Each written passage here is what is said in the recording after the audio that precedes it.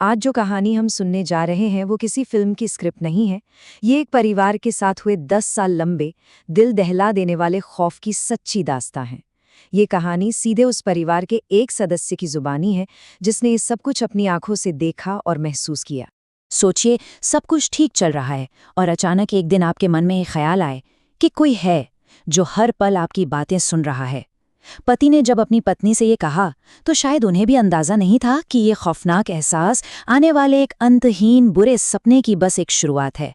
लेकिन देखिए, इस डर की जड़ें किसी भूत प्रेत में नहीं थीं। नहीं, इसकी शुरुआत तो इंसानों के बीच के एक झगड़े से हुई थी।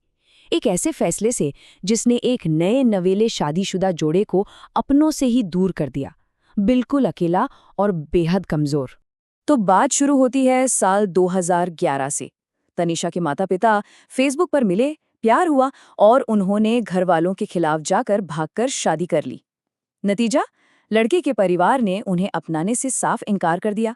अब ये दोनों अकेले थे और रहने के लिए उन्हें वाराणसी के बाहर एक सुनसान, आधे अधूरे बने फ्लैट में जाना पड़ा। और यही अकेलापन आगे चलकर उनकी सबसे बड़ी कमजोरी बनने वाला था। और फिर उसी अकेलेपन में एक रात कुछ ऐसा हुआ जिसने उनकी जिंदगी को हमेशा हमेशा के लिए बदल कर रख दिया। वो रात उस अनजानी, अनदेखी ताकत से उनकी पहली और शायद सबसे भयानक मुठभेड़ थी। हुआ कुछ यूं, बालकनी के बंद गेट पर जोर से कोई दस्तक देता है। पति गेट खोलता है और एक बर्फीली तेज हवा का झोंका उसे धक्का देकर पीछे गिरा देता है। पर यह कोई मामूली हवा नहीं थी। ऐसा लगा जैसे वो हवा सीधी पत्नी के शरीर में समा गई हो। वो अचानक बिस्तर पर तनकर खड़ी हो गईं और उनकी गर्दन किसी अदृश्य चीज का पीछा करते हुए दीवार पर घूमने लगी। पति ने घबराकर उन्हें पास पड़ी लोहे की एक रॉड पकड़ा दी। लोहा छूते ही वो बेहोश होकर नीचे गिर पड़ी। पहले तो उन्हें लगा कि शायद उस घर में ही कोई गड़बड़ है, लेकिन बहुत जल्द उन्हें ये खौफनाक सच समझ आ गया कि ये कोई आम हॉन्टेड हाउस का मामला नहीं है। वो जो भी शैतानी ताकत थी, वो उस घर से नहीं बल्कि सीधे उनसे जुड़ी हुई थी। वो उनका पीछा कर रही थी। और इस बात का सबूत भी जल्द ही मिल गया। एक रात जब वो मोटरसाइकिल से कहीं जा रहे थे तो पत्नी अचानक चिल्लाई, गाड़ी रोको, कोई मुझे बुला रहा है। उसने सुनसान जंगल में एक औरत को देखने का दावा किया और अगले ही पल वो अपने ही पति का गला घोटने की कोशिश करने लगी। ये देखिए, ये कोई एक दो दिन की बात नहीं थी। 2011 में वाराणसी से जो शुरू हुआ वो सालों तक चलता रहा। उन्होंने शहर बदला, दिल्ली आ गए, लेकिन वो साया उनके साथ साथ चलता रहा, बल्कि वक्त के साथ और भी ज्यादा खतरनाक होता गया। हारकर उन्होंने मदद के लिए हर दरवाजा खटखटाना शुरू कर दिया। इसी मदद की तलाश में परिवार दिल्ली के हजरत निजामुद्दीन दरगाह भी पहुंचा और वहां एक मौलवी ने जो बताया वो सुनकर उनके पैरों तले जमीन खिसक गए।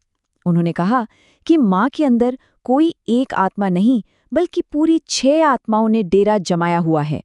6 सालों की इस लड़ाई ने परिवार को अंदर से खोखला कर दिया था। अब ये सिर्फ डर और तकलीफ की बात नहीं रह गई थी। अब इस खौफ को एक बहुत बड़ी, बहुत भयानक कीमत चुकानी थी। ये कहानी अब एक त्रासदी में बदलने वाली थी। दिल्ली में अपना घर खरीदने के बाद भी मुसीबतें कम नहीं हुई। उनकी बेटी तनीषा पैदा हुई, लेकिन अब वो साया बच्चों तक पहुंच गया था। तनीषा को अक्सर घर की खाली तीसरी मंजिल पर कोई साया नजर आता जो उसे घूरता रहता था। माँ को परछाइयां दिखने लगी, कभी-कभी तो अपनी ही बेटी की हमशक्ल नजर आती, और उनकी सेहत दिन ब दिन गिरती जा रही थी। और फिर 25 जनवरी 2022 को वो हुआ जिसकी किसी ने कल्पना भी नहीं की थी। तनीषा के पिता की नींद में ही अचानक मौत हो गई। कोई बीमारी नहीं, कोई वजह नहीं, बस अचानक मौत। पति की मौत ने परिवार को पूरी तरह से तोड़ दिया, लेकिन कहानी अभी खत्म नहीं हुई थी। अब वक्त था उस सच के सामने आने का जो उन आत्माओं और उस खौफ से भी कहीं ज्यादा डरावना था। तो अब सवाल ये था कि आखिर कौन था वो असली दुश्मन जिसने 10 साल तक इस परिवार को तड़पाया? क्या वो सच में शमशान की आत्माएं थी या फिर कुछ और? इस सवाल का जवाब ढूंढने की एक आखिरी हताश कोशिश की गई। परिवार एक और बाबा के पास गया।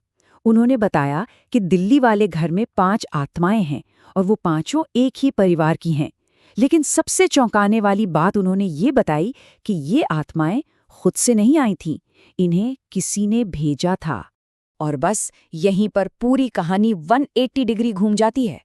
जिस चीज को परिवार 10 साल से शमशान की आत्माओं का साया समझ रहा था, वो असल में किसी रिश्तेदार का किया हुआ काला जादू था। ये कोई हादसा नहीं था, ये एक सोचा समझा टारगेटेड अटैक था।